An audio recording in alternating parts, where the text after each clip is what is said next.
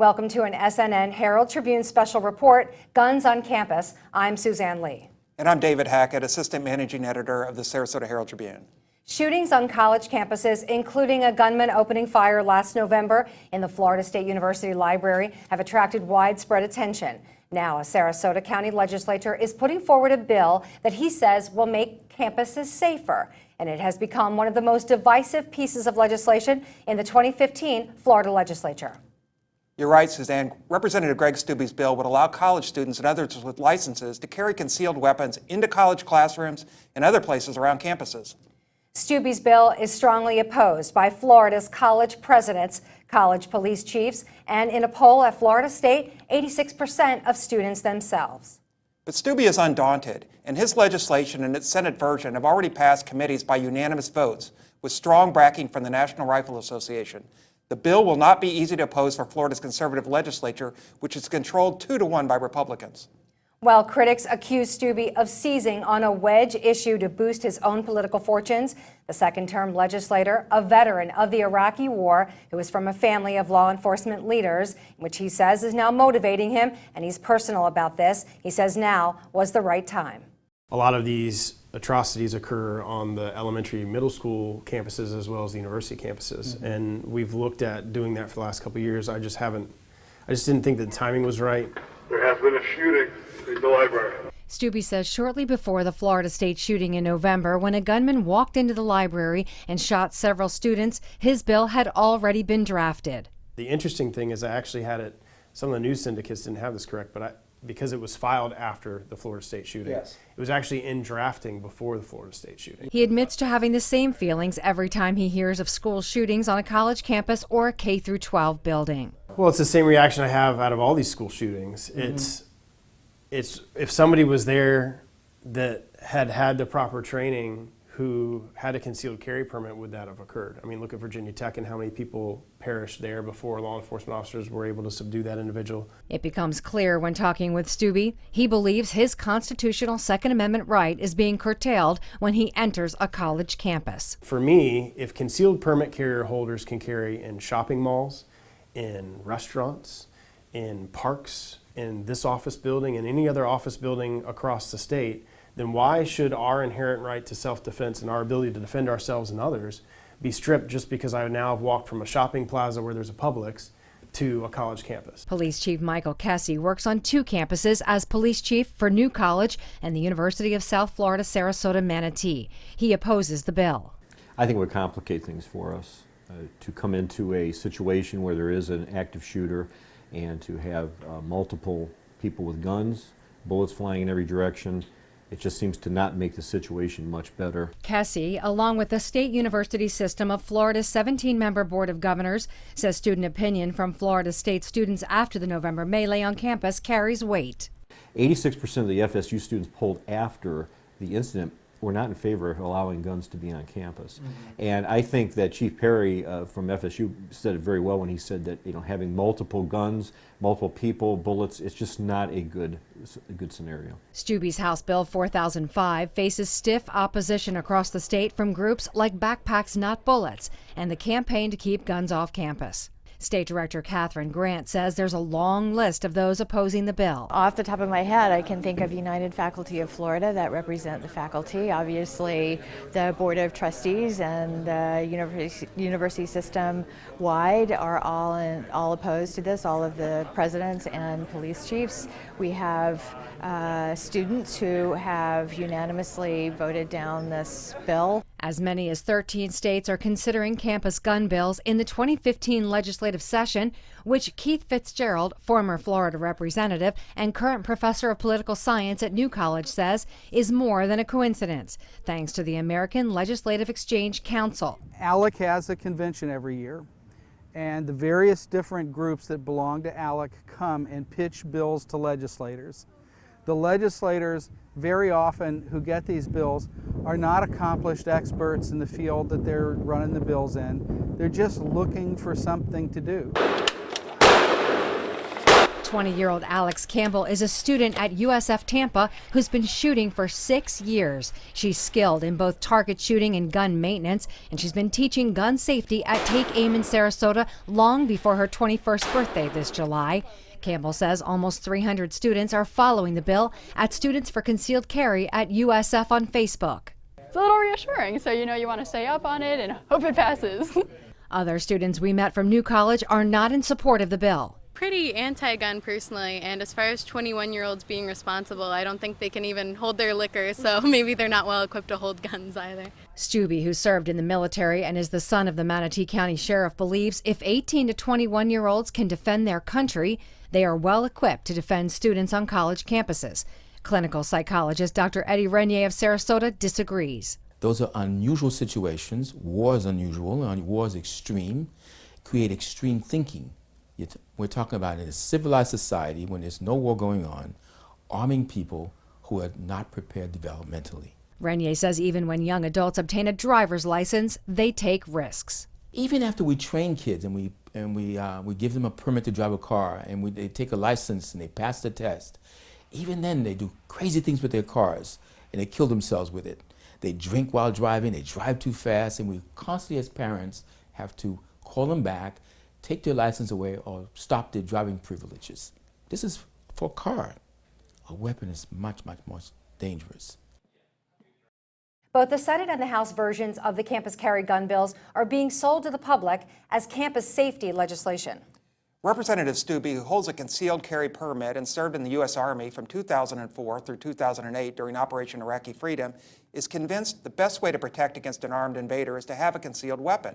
Why would we restrain people's ability to defend themselves if they've gone through the background checks, if they've gone through the training, if they don't have any mental illness, if they don't have a criminal background? Why would we prevent them from defending themselves just because they're on a college campus? Because they can defend themselves any other place in our state, just about. The Senate campus bill continued to move through the State House in March.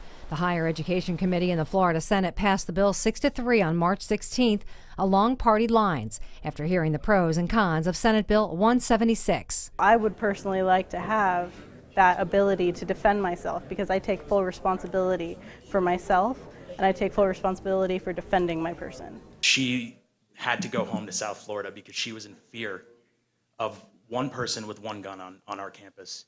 Now imagine if that was more than one person with one gun on our campus. I can't have that phone call from my sister again. The Senate bill passed through the Criminal Justice Committee a few weeks earlier. Passionate speakers on both sides of the debate came forward. Police can't stop the crime. Only the victim has a chance to stop it. Please pass this bill. You will see more murder-suicides on campus when a relationship goes bad. Remember that adolescents and young adults tend to mimic the behaviors they see in adults in our society, and there have been more than enough of those terrible behaviors to model. The legislative agenda of those introducing the campus gun bill in Florida, as well as in 13 other states, is transparent to political watchers like former Representative Keith Fitzgerald. It's not going to fix anything. There's not a problem to fix. Fitzgerald says the American Legislative Exchange Council, or ALEC as it is popularly known, is behind the campus gun agenda, not just in Florida, but in states around the country. Some organizations have described ALEC as a way for corporations to pay for a seat in the legislative process. ALEC has a convention every year, and the various different groups that belong to ALEC come and pitch bills to legislators. Fitzgerald says the legislators very often who get these bills are not accomplished experts in the field that they're running the bills in. They're just looking for something to do. He calls it a coordinated effort and a priority for a few ALEC convention attendees. 13 people around the United States suddenly, 26 because there have to be sponsors in both houses, suddenly had this personal epiphany that this is the thing we had to do. Come on. For Stubbe, it's not about ALEC. The bill is about the freedom to have a concealed weapon on campus. If you can carry in any other place in the state, why is there some policy that we can't carry on school campuses when the sexual assaults that occur on campuses, on all the things that campuses are targeted for because it's a gun-free zone? Fitzgerald says the opinion of law enforcement is what matters and says an overwhelming number of them are opposed to opening campuses to concealed weapons. These are the pros. They all agree, not a big controversy. So why are we doing this? I mean, gun-free zones didn't stop the shooter at Sandy Hook. They didn't stop the shooter at Florida State. They didn't stop the shooter at Virginia Tech. They didn't stop any of the shooter that walked onto a college or a state campus to start shooting. The law is not going to prevent criminals from doing criminal acts. It's just preventing law-abiding citizens' ability to defend themselves. This is not an earnest bill to solve a real problem. This is a bill to gin up political controversy, and I'm tired of this stuff. I don't think that people's rights and your inherent right to self-defense should be stripped just because you're on a college campus. Because law enforcement does great things, but they can't be everywhere. When we come back, we'll hear the campus perspective from students who are strongly divided on whether or not they want to be on campus with students who are armed. Stay tuned. You're watching the SNN Herald Tribune special report on the Suncoast News Network.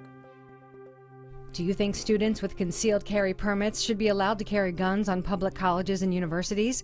Tell us what you think at #FLCampusGunBill on Twitter.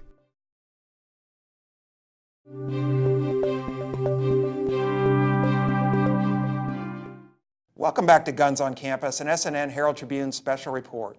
We'll hear from students we interviewed locally who say they oppose Stubbe's bill. We also talked to New College USF Police Chief Michael Kessie, who says allowing licensees to bring guns on campus would increase, not decrease, the threat of gun violence and make the job of police more difficult. We'll also introduce you to a criminology professor at Florida State University who's in favor of the campus gun bill, and you'll meet a female student at the University of South Florida who would give Annie Oakley a run for her money if she shot 9mm semi-automatics. One thing is certain, the campus gun bill is stirring controversy. I don't think it's a great idea because personally I don't feel safer with more guns around. I think it's less safe, especially on a college campus. Bad things could happen with guns. We've seen it happen before. I'm pretty scared if it actually passes. I wouldn't feel safe on campus knowing that people could be potentially carrying weapons. Then we met USF Tampa student 20-year-old Alex Campbell. Campbell is a gun safety instructor at Tank Aim in Sarasota who's been firing her gun at target practice for the last 6 years.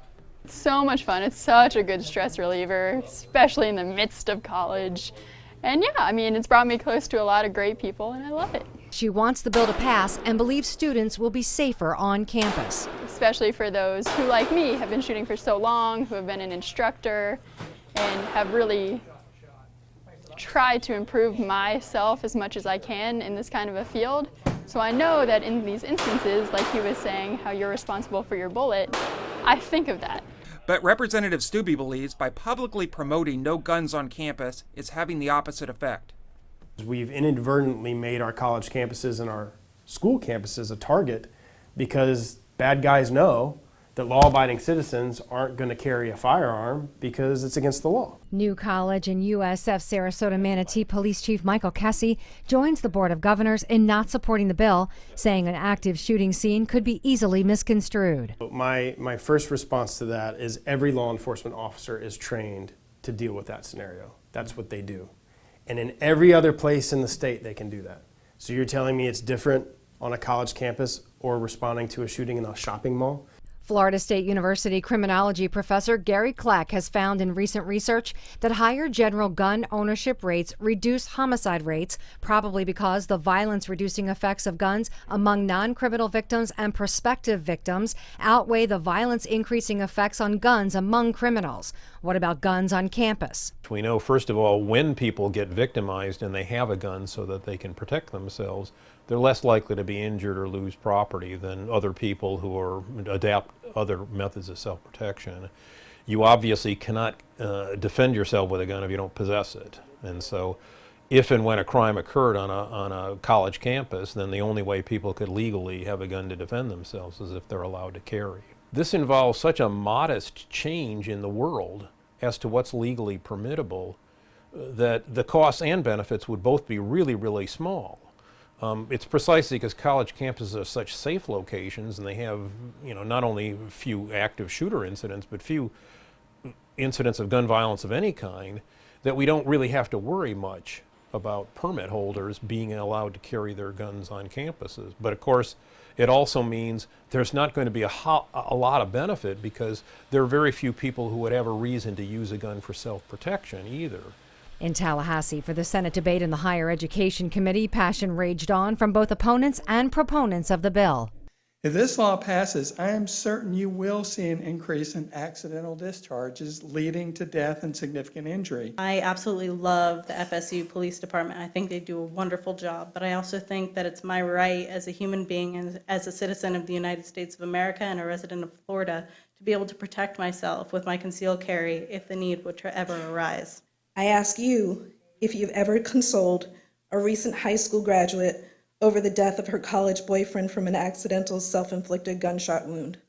I have. These are the same type of arguments that this state had 30 years ago when the state first legalized concealed carry in general.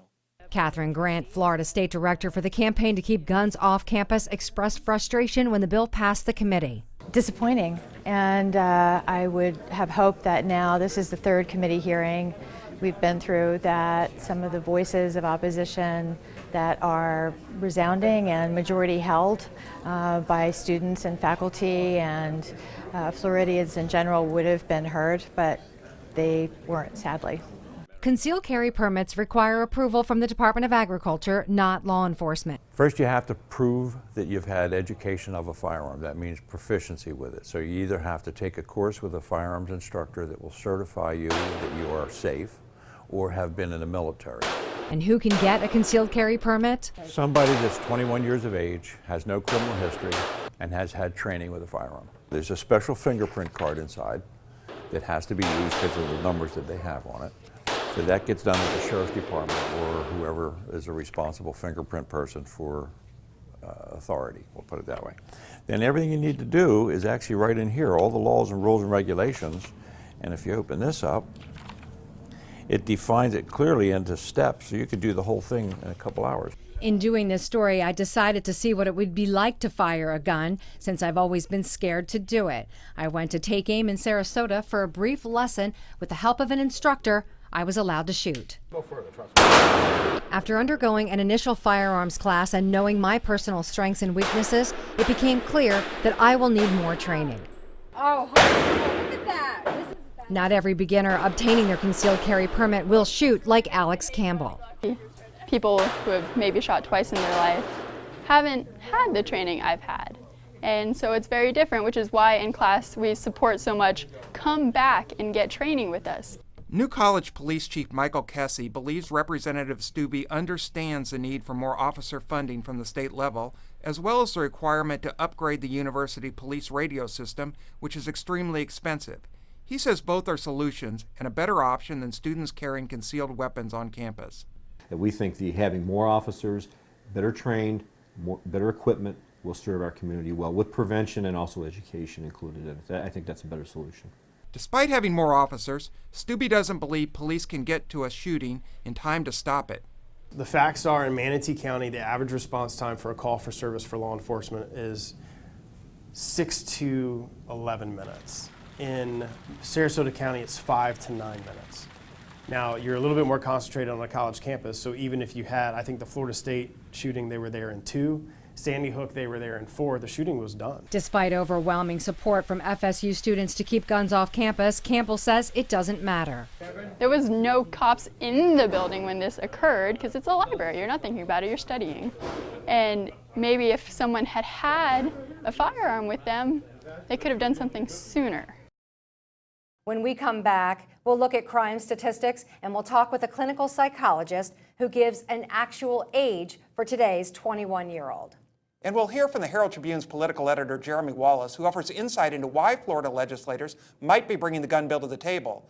That's just ahead on the SNN Herald Tribune special report. Stay with us. Would you attend a Florida college or university that allows concealed carry permit holders to carry guns on campus? Send us a message now at #FLCampusGunBill on Twitter.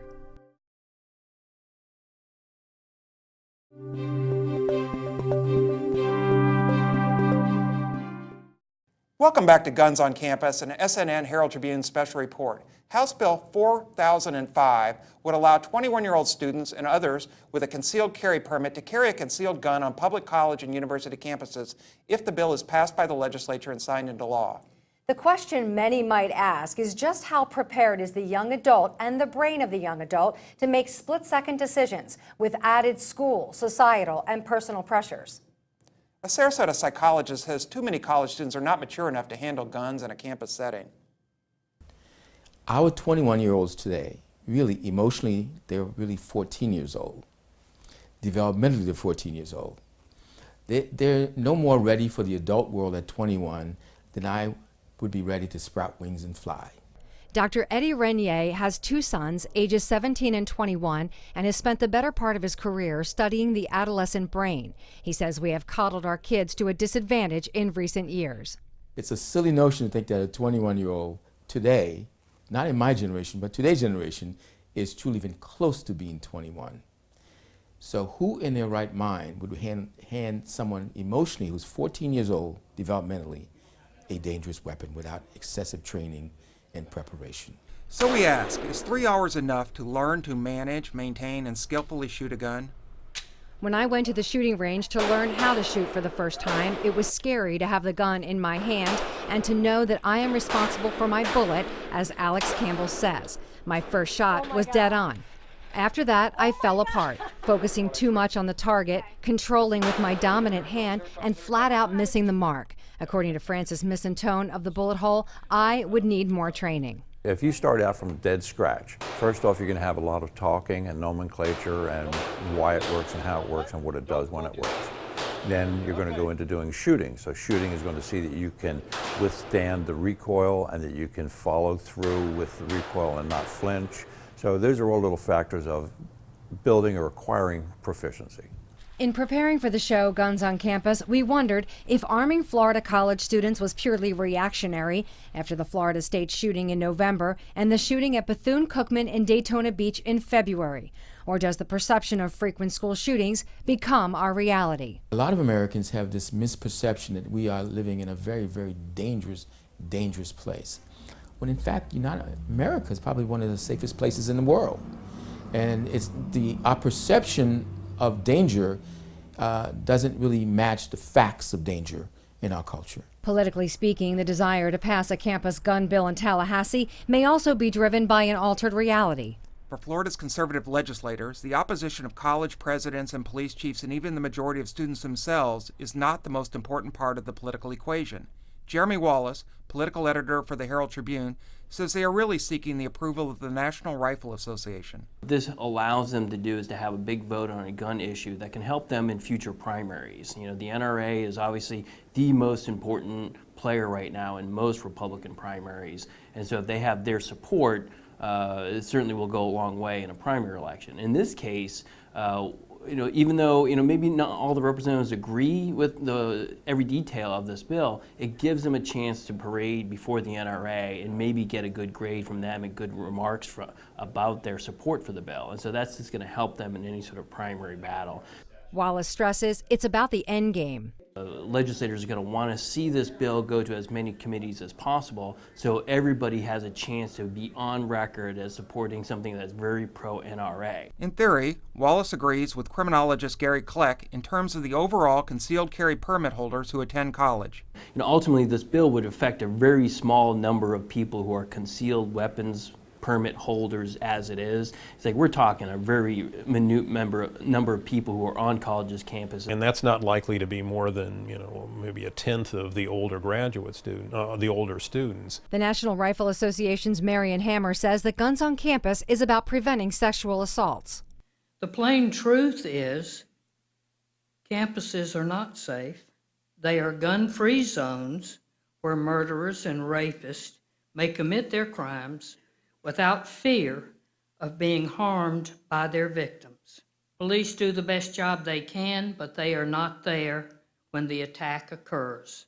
I know from past experience, this is anecdotal evidence, I'll admit, but two of my doctoral students, female doctoral students who left FSU with their degrees, went off to go somewhere else and take jobs, they told me after they were leaving, we never came on campus at night without carrying our guns, and it was totally illegal for them. They didn't even have carry permits, never mind, permits that allowed them to come on campus. So, well, I know of exactly 2 cases where women actually did carry it, and it was pretty clear their fear primarily was a fear of sexual assault victimization. Under current circumstances, very few women are among those who carry guns. I mean, it's overwhelmingly a male thing. Lots of women own guns, but not very many people actively carry, not very many women actively carry them. So that would have to change in order for there to be a significant probability of a woman having a gun in a public place on a college campus ready to be used in self-defense. You talk about the sexual assault situation. This is a huge, big problem on campuses. Nobody who knows what the problem is thinks that the issue is stopping strangers. The problem of sexual assault on campuses is about people you're in class with, frat guys at a party, dates. That's where the problem is. So why are we talking about guns? It doesn't have anything to do with the nature of the problem. So it really is a limited impact, but politically the impact is significant for these players, for Republican and even a lot of Democrats who are from conservative areas. They want to be able to vote for this. So it gives them some sort of protection, and some election down the road where somebody says, hey, you don't support gun rights, and go, aha, wait, the NRA gave me an A+ for supporting this good pro-gun bill. They don't have to get into the details of it. Whether it passes or not is, as sad as it sounds, is almost irrelevant. What they need is this vote to help them out in primaries. Obviously, one of the, they've talked about the shooter on the FSU campus, and maybe, if we had somebody on there who had a concealed weapons permit, maybe it would have stopped it sooner. So you can say that might be the problem they're trying to address, but I think that it's ultimately, it's a larger political problem that they really want to deal with, which is how do we keep our support with the NRA. So in that regard, yes, the public is a little bit a victim of a political game, as well as, again, I do believe there are people who are good intentioned on this bill, but I think really politics is the thing that's driving it right now. Both the Senate and House versions of the campus gun bill are moving through the legislature quickly, but still could face fierce debate on the floor. That's right. Before we go, we wanted to update you on last month's special report, Homeless in Sarasota. Yes, Suzanne, as we reported, people living on the streets, particularly in the Rosemary District, have been a growing concern among business owners. On April 6th, the Sarasota City Commission will consider 2 new ordinances that will allow police to remove homeless people and their belongings from city sidewalks. While Sarasota police say they need more authority to address the issue, Vice Mayor Susan Chapman and newly appointed Commissioner Stan Zimmerman question whether the ordinances go too far. We'll keep you posted. Thank you for watching Guns on Campus, an SNN Herald Tribune special report. I'm David Hackett. And I'm Suzanne Lee. Good night. Do you believe a college or university is more or less safe with concealed carry permit holders bringing guns into classrooms and dorms? Share your thoughts now at #FL Campus Gun Bill on Twitter.